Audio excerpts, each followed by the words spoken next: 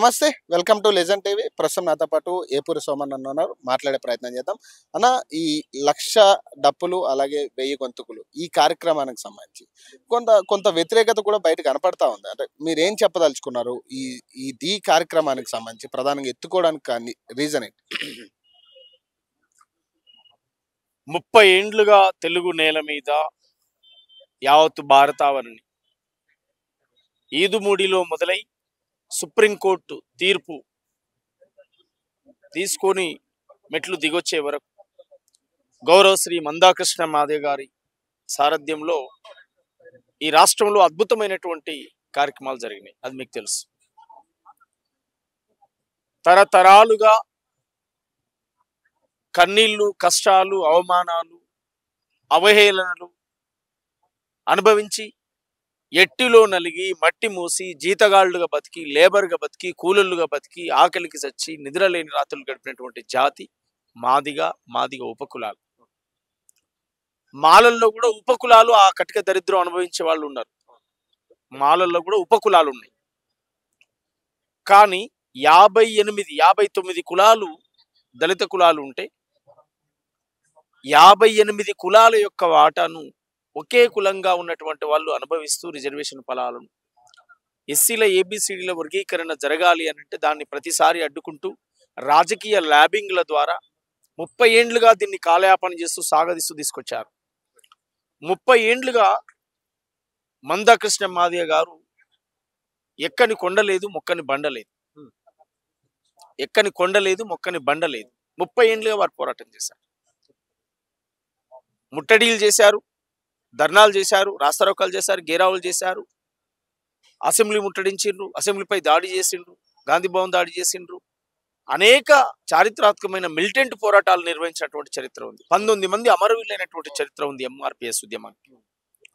ఎంఆర్పిఎస్ లక్ష్యం కేవలం మాదిగలకు న్యాయం జరగాలని కాదు, మాదిగలతో పాటు మిగతా ఉన్నటువంటి 57 కులాలకు సామాజిక న్యాయం అందాలి. భారత రాజ్యాంగం బాబాసాహెబ్ ఇచ్చినటువంటి ఫలాలు, రిజర్వేషన్ ఫలాలు ఎవరి జనాభా ప్రాతిపాదికన ఎవరి వాటా వారికి రావాలన్నదే లక్ష్యం. దానికోసం నడిచారు. అది చేస్తూ ఇంకా అనేక మానవతా ఉద్యమాలు ఈ రాష్ట్రంలో, ఈ దేశంలో నడిపించాడు మందకృష్ణ మాదిగ గారు. మీకు తెలుసు ఆ విషయం. ఇప్పుడు మాకు ఫైనల్ తీర్పు వచ్చిన తర్వాత కూడా భారతదేశ ఉన్నతమైనటువంటి న్యాయస్థానం సుప్రీంకోర్టు తీర్పిచ్చి వర్గీకరణ మీరు చేసుకోవచ్చు రాష్ట్రాల వారిగా అని చెప్పి జారీ చేసిన తర్వాత కూడా మేము వ్యతిరేకిస్తాం, ఎట్లా జరుగుద్ది అనేటువంటి ఒక దుర్మార్గమైనటువంటి వాదం వచ్చిన తర్వాత అనేక రాజకీయ పార్టీలకు ప్రచారకర్తలుగా మారిన మేము, ప్రచారకులుగా ఉన్న మేము, మా పాటల ద్వారా, మా ఆటల ద్వారా రాజకీయ పార్టీ సిద్ధాంతాలను ప్రచారం చేసినటువంటి మేము, మా జాతికి అన్యాయం జరుగుతుంటే మా జాతి నోటికాడి బుక్క అందిందిగా తిందామనేటువంటి క్రమంలో ఒక తరమే ఆగమైపోయింది కదా. 30 ఏండ్లు ఉద్యమాలు చేసి ఒక తరమే లేకుండా పోయింది కదా.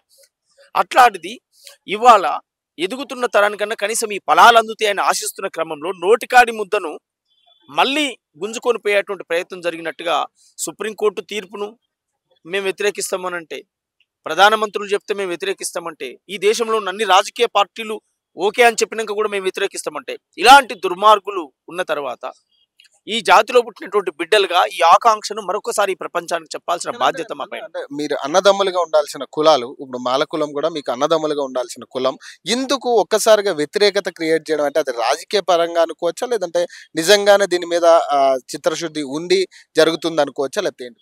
అసలు అన్నా తమ్మి అని ఎవరు అనుకోలేదు అన్నాడు. మానసికంగా ఎవరు కూడా అనుకోలేదు. ఎందుకు అనుకోలేదంటే, ఒక ఊళ్ళో ఉన్న మాదిగా గోసి కట్టుకొని వ్యవసాయ పనికి పోయిండు, కూలికి పోయిండు, తట్ట మోసిండు. ఆ ఊళ్ళో ఉన్నటువంటి మాల సోదరుడు ప్యాంట్ షర్టు షూ బెల్ట్ పెట్టుకొని ఉద్యోగం చేసాడు. అందువల్ల అన్నదమ్ముళ్ళకి ఎప్పుడూ లేవు. ఇలా కొత్తగా ఏదో విడిపోయేది కూడా ఏం లేదు. రాజ్యాంగంలో పొందుపరిచిన ఫలాలు అందరికి అందాలే ఏబిసిడీలుగా. ఇప్పుడు బీసీలు ఉన్నారు, బీసీలో ఏబిసిడి లేదా? అది రాజ్యాంగానికి విరుద్ధమా? మరి ఎస్సీలో ఏబిసిడీలు ఉండాలంటే రాజ్యాంగానికి విరుద్ధం అని మాట్లాడతారేంది? ఒక మొండి వాదన తీసుకొచ్చి రాజ్యాంగబద్ధంగా జరగవచ్చు కానీ రాజ్యాంగబద్ధంగా జరగాలి అంటే ముక్కేడ ఉందంటే చుట్టు తిప్పడం దేనికి? వర్గీకరణకు అనుకూలమా వ్యతిరేకమా? స్టేట్మెంట్ క్లారిటీ ఇవ్వాలి. కానీ రాజ్యాంగం వేరు, సుప్రీంకోర్టు వేరా? సుప్రీంకోర్టు రాజ్యాంగబద్ధంగా కాదా? 7 జడ్జీలు కూర్చుంటే 7గురు జడ్జీలు కూర్చుంటే 6గురు జడ్జీలు తీర్మానం చేసి ఓకే అని చెప్పిన తర్వాత ఇది రాజ్యాంగానికి అనుకూలమైందా వ్యతిరేకమైందా? ఫైనల్ తీర్పు కదా, సుప్రీంకోర్టు అంటే ఫైనల్ తీర్పు కదా. Yes. అని ఇంకొకటి అన్న, ఎందుకు దీన్ని వ్యతిరేకించారంటే వాళ్ళు రాజకీయంగా దీన్ని ఏమన్నా చూస్తా ఉన్నారా లేకపోతే ఏంటి? ప్రత్యేక తెలంగాణ ఉద్యమాలు నడుస్తుంటే సమైక్యాంధ్ర ఉద్యమాలు ఎందుకు నడిపారు సీమాంధ్ర పాలకులు అని అంటే, సీమాంధ్ర పాలకులు ప్రజలు కాదు, సీమాంధ్ర పాలకులు ఎందుకు నడిపారు అంటే తెలంగాణ అనే ఒక వజ్రం గనితో కలిసి ఉండాలి అనే ఆకాంక్ష వాళ్ళకు ఉంది. తెలంగాణ యొక్క రుచి వాళ్ళకి తెలుసు కనుక. సేమ్ ఇది కూడా అంతే. వర్గీకరణ జరిగితే, పంపకాలు జరిగితే ఎవరు వాటా వారికి పోతే మేము తినమరగలేం కదా, అది జరగకుండా ఉండాలి అనేది వాళ్ళ ప్రయత్నం. అట్లా 30 ఏళ్ళ నుంచి జరుపుకుంటూ వచ్చారు. అమలైందని కూడా కొట్టేపియారు, వాళ్ళ లాబింగ్ తో కొట్టేపించగలిగారు. ఇప్పుడు వాళ్ళే చెప్పారు, ఇంజనీర్లు మేమే ఉన్నాం, డాక్టర్లు మేమే ఉన్నాం, కలెక్టర్లు మేమే ఉన్నాం, ఎస్పీలు మేమే ఉన్నాం, ఐఏఎస్లు ఐపీఎస్లు అన్ని వర్గాల్లో మేమే ఎదుగున్నాం, మాకు అన్ని తెలుసు, మేము విజ్ఞానవంతులం అని అంటారు కదా. మరి అన్ని తెలిసిన విజ్ఞానవంతులు మీరు, ఏం తెలియని అజ్ఞానులమే మేము వెనుకబడిపోయి ఉన్నాం. మేము ఆర్థికంగా వెనుకబడి ఉన్నాం, రాజకీయంగా వెనుకబడి ఉన్నాం, ఉద్యోగ రంగంలో వెనుకబడి ఉన్నాం. ఏం లేదు కనుకనే వర్గీకరణ జరగాలని మేము కోరుకుంటున్నాం. మీకు అన్ని తీరులో ఉన్న విజ్ఞానవంతులు, మీరు ఈ విజ్ఞానం ఎందుకు తెలవట్లేదు? భారత రాజ్యాంగ ఫలాలు, బాబాసాహెబ్ ఇచ్చిన ఫలాలు అందరికీ సమన్యాయం జరగాలనేటువంటి ఈ విజ్ఞానం ఎందుకు మర్చిపోయినరు? అందువల్ల ఇది కావాలనేటువంటి ఒక ఆకాంక్షతో కవులు, కళాకారులుగా, ఉద్యమకారులుగా మేమందరం కూడా ఏకమై ఈ జాతిలో పుట్టినటువంటి బిడ్డలుగా ఒక బలమైనటువంటి వాయిస్ను వినిపించే లక్ష్యంగా 1,00,000 డప్పులు, వేలాది గొంతులు, లక్షలాది డప్పులు, వేలాది గొంతులుగా ఈ కార్యక్రమాన్ని చేస్తా ఉన్నాం. జనవరి 6 తారీఖు నాడు జిల్లాలకు వెళ్తాం, 100 డప్పులతో వెళ్తాం, లక్షలాది డప్పులతో హైదరాబాద్కి వస్తాం. జనవరి 6 తారీఖు నాడు గ్రామాలకు వెళ్తాం 100 డప్పులతో, ఫిబ్రవరి 7 నాడు లక్షలాది డప్పులతో హైదరాబాద్కి వస్తాం. కానీ అంటే ఇక్కడ కూడా కొంత చర్చ జరుగుతుందన్న, అంటే ఇది మాలా వర్సెస్ మాదిగా ఇష్యూ లాగే ఉంది కానీ 57 కులాలని కలుపుకునే విధంగా లేదు అనేది కొంతమంది ఆరోపిస్తా ఉన్నారు. దీనికి ఏం చెప్తారు? అది తప్పుడు. ఎవడు పనికిమాలినోడు మాట్లాడతాడు అట్లా. అన్ని కులాలకు ఇప్పుడు మా నినాదము 58 కులాలకు న్యాయం జరగాలంటున్నామా, మాదిగలకు న్యాయం జరగాలంటున్నామా? పనికి మాలిన మాట అది. అది పట్టించుకోవాల్సిన అవసరం లేదు. అన్ని కులాలను భాగస్వామ్యం చేస్తూ మా సబ్ క్యాస్ట్లు అయినటువంటి అన్ని కులాలను, బైంగ్లా, సింధు, డక్కలి, బుడగజంగాలు, ఇంకా అనేక కులాలు ఉన్నాయి, వీళ్ళందరినీ కూడా ఇందులో భాగస్వామ్యం చేస్తాను. మహోత్తరమైన పోరాటం అది. ఎవడో పనికి మాలినోడు ఏదో మాట్లాడతాడు, ఇవన్నీ కామెంట్లు దేనికి నాకు అర్థం కాదు. రిజర్వేషన్ పుట్టింది, మాదిగ రిజర్వేషన్ ఎంఆర్పిఎస్ పుట్టింది దేనికి? అది ఆలోచన తెలిసి ఎన్నో ఒకటి మాట్లాడు. 30 ఏళ్ళుగా జరిగిన పోరాటం ఎవరికోసం జరిగింది? ఎన్ని కులాలను ఐక్యం చేసినాం? ఎంఆర్పిఎస్ వచ్చిన తర్వాత ఎన్ని ఉద్యమాలు వచ్చినాయి ఈ రాష్ట్రంలో? మాదిగ అనేటువంటి ఒక శబ్దం వచ్చిన తర్వాత అసలు కులం పేరు చెప్పుకోవడానికే మేము మాదిగోళ్ళం, మేము అర్జెన్స్ అని చెప్పుకొని అవహేళనగా చూసి అమ్మో ఏడ మమ్మల్ని తక్కువ చూస్తారు అనేటువంటి జాతి ఒక్కసారి గర్జిస్తే మాదిగ దండోరో ఎంఆర్పిఎస్ జెండేరో మందా కృష్ణ మాదిగరో మా గుండె బలమేరో అడుగు అడుగున ఆతగా పడ్డ నా దళిత జాతిని ఏకం చేసి చెప్పులు గుట్టిన చేతులతోటే చరిత్రనేమో తిరగరాయమని, డప్పులు కొట్టిన చేతులతోటే పోరాటాలకు దారులెయ్యమని, న్యాయమైన మన వాటా కోసం నలుదిక్కులను ఒక్కటి చేసిన మా మాదిగ దండోరో ఎంఆర్పిఎస్ జెండేరో మందా కృష్ణ మాదిగరో మా గుండె బలమేరో. అన్ని కులాలను ఏకం చేసిన వాడు మందకృష్ణ మాదిగ. ఒక్క మాదిగల కోసం కాదు, సబ్బండ వర్గాల యొక్క హక్కుల గురించి గొంతెత్తినటువంటి మహానాయకుడు ఈ తరం.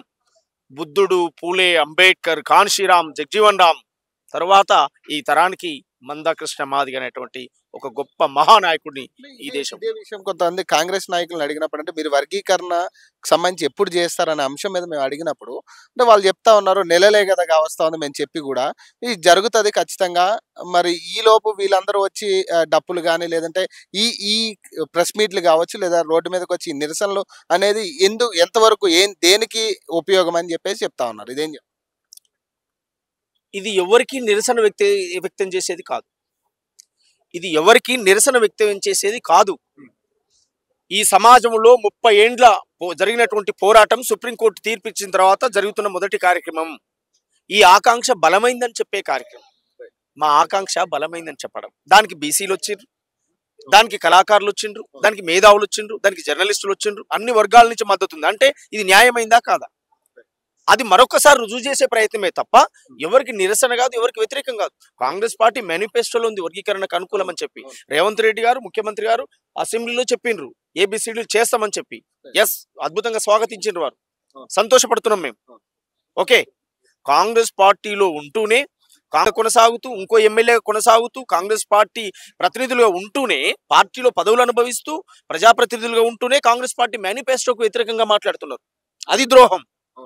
కాంగ్రెస్ పార్టీ మేనిఫెస్టోను మేము స్వాగతిస్తున్నాం. ముఖ్యమంత్రి గారి యొక్క ఇచ్చినటువంటి స్టేట్మెంట్ను స్వాగతిస్తున్నాం. బాజాప్తిగా బ్రహ్మాండంగా ఇవాళ కాంగ్రెస్ పార్టీ ఓన్ చేసుకుని రిజర్వేషన్ వర్గీకరణ అమలు చేయడానికి సిద్ధంగా ఉందని చెప్పి మేము గర్వపడతా ఉన్నాం. కాంగ్రెస్ పార్టీ నుంచి దళితులను మాదిగలను దూరం చేసేటువంటి కుట్రలో భాగంగా కొంతమంది చేస్తున్నటువంటి తప్పుడు ప్రచారాలు తప్ప, ముఖ్యమంత్రి గారు అద్భుతంగా మాదిగల పట్ల మద్దతుగా ఉన్నారు. వాళ్ళు ఆర్ఎస్ ప్రవీణ్ కుమార్ గారిని ఇన్వైట్ చేశారు, అంటే ఆయన రెస్పాన్స్ ఏంటి? ఆర్ఎస్ ప్రవీణ్ కుమార్ సార్ అయినా మాదిగ నేతలుగా ఎదిగినటువంటి ఈ జాతిలో పుట్టిన ప్రతి ఒక్క నాయకుడు ఎస్సీల ఏబిసిల వర్గీకరణకు మద్దతే. వారు ఈ సమాజంలో అట్టడుగు స్థాయి లాందరు దీపాలు వెలుగు కానుంచి ఒక ఐపీఎస్ ఆఫీసర్గా స్థాయికి ఎదిగి ఈ రాష్ట్రంలో ఈ దేశం గర్వించదగ్గ ఉద్యమాలు నడిపినటువంటి మహానాయకుడు డాక్టర్ ఆర్ఎస్ ప్రవీణ్ కుమార్. వారు పుస్తకాలు పట్టించారు, జ్ఞానం అందించారు, తాండాల్లో గూడాలో పుట్టిన బిడ్డలను ఎవరెస్ట్ శిఖరాలు ఎక్కించారు. అదొక హిస్టరీ. మాదిగా అని చెప్పుకోలేని పదాన్ని పేరు పక్కనే మాదిగ అనే శబ్దాన్ని పెట్టి 30 ఏళ్లుగా ఈ దేశంలో, ఈ ప్రపంచానికి ఒక స్ఫూర్తినిచ్చే విధంగా ఉద్యమాలు నడిపిన చరిత్ర మందాకృష్ణ మాదిగ. ఇవాళ మా జాతిలో పుట్టినటువంటి బిడ్డలుగా అనేక మంది కవులు, కళాకారులు, ఓ దరువేలన్న కావచ్చు, ఓ అంతరపు నాగరాజన కావచ్చు, ఓ మిట్టపల్లి సురేందర్ కావచ్చు, ఓ గిద్ద రామ్ నరసయ్య కావచ్చు, ఓ పాటమ్మ రాంబాబు కావచ్చు, ఓ భరత్ కావచ్చు, ఓ నలిగంటి శరత్ కావచ్చు, అనేక మంది ప్రజా కవులు, గాయకులుగా అందరూ ఈ సమాజం కోసం పనిచేసినటువంటి వాళ్ళు. అందువల్ల ఈ జాతిలో పుట్టినటువంటి బిడ్డలుగా మేము గర్వపడతా ఉన్నాం. అద్భుతంగా ఫిబ్రవరి 7వ తారీఖు నాడు ప్రపంచం ఔరా అనే విధంగా ఈ కార్యక్రమాలు జరుగుతాయి. థ్యాంక్ యూ అన్న. Thank you.